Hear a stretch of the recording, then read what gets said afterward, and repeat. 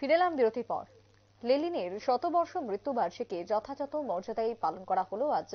Communist পার্টির পক্ষ থেকে সিপিএম রাজ্য দপ্তরে বিশেষ আয়োজন। উপস্থিত ছিলেন সিপিএম এর রাজ্য সম্পাদক বিধায়ক জিতেন্দ্র চৌধুরী, উপস্থিত ছিলেন অন্যান্য বাম নেতৃত্বরা।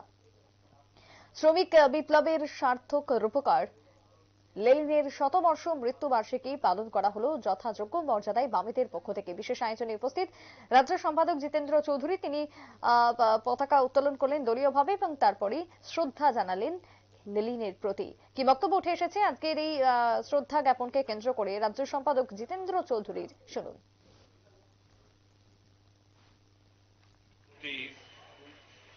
ভ্লাদিমির ইলিচ লেনিনের শততম মৃত্যুবার্ষিকী।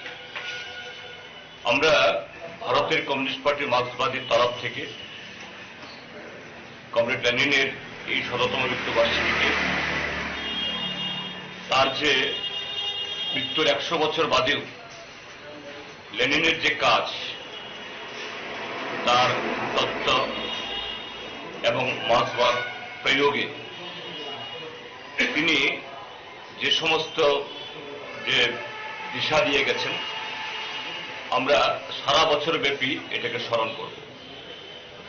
এটা এই কারণেই 1848 সেই কমিউনিস্ট ম্যানিফেস্টো প্রকাশিত হওয়ার পর যে এই সমাজ ব্যবস্থা, এটাকে ভেঙে একটা শোষণহীন সমাজ তৈরি করার জন্য মার্কস এবং এঙ্গেলস যে মতবাদ বা যে বীজের অঙ্কুরোদ্গ ঘটিয়েছিলেন এবং এটাকে প্রয়োগের জন্য একজন সেরকম দার্শনিক, সংগঠক, নেত্রী দরকার ছিল।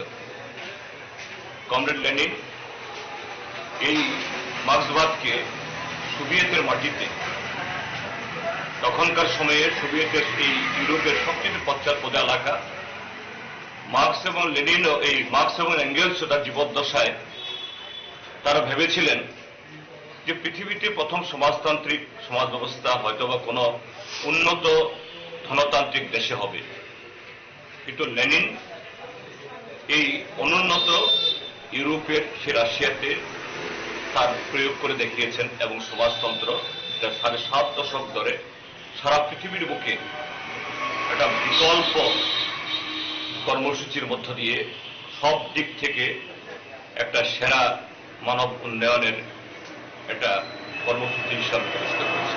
আজ 100 বছর বাদে লেনিনের মৃত্যু আমরা লক্ষ্য করছি পৃথিবী। সিপিএম রাজ্য সম্পাদক জিতেন্দ্র চৌধুরীর বক্তব্য আপনারা শুনলেন। লেনিনের 100তম মৃত্যুবার্ষিকী আজকে এবং তার মৃত্যুবার্ষিকীতে শ্রদ্ধা জানাতেই বিশেষ আয়োজন। তার জীবন ধারণের কথা, তার পথেও তার প্রদর্শিত পথ থেকে স্মরণ করে চলার আহ্বান রাখলেন বাম কর্মীদের প্রতি সম্পাদক, সিপিএম রাজ্য সম্পাদক জিতেন্দ্র চৌধুরী। ছোট্ট একটা বিরতির পর ফিরে আসছে, সঙ্গে থাকুন।